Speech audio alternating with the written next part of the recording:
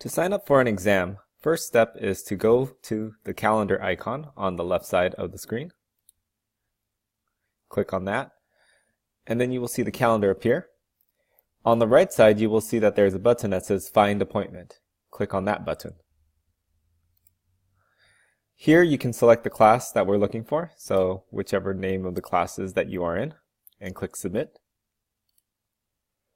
Finally, you will see that it says the next available appointment in this course is on, and it has a date. You can either click on this, or you can just go to the month where you know the appointments are.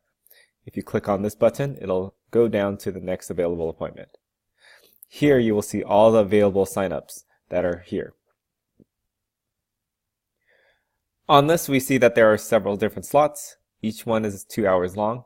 So depending on the start time and the day that you wish to take your test, you can select that time slot.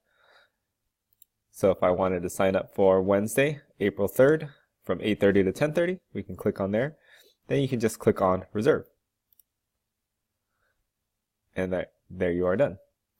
If you wish to change your appointment, click on that same time slot and click on Unreserve.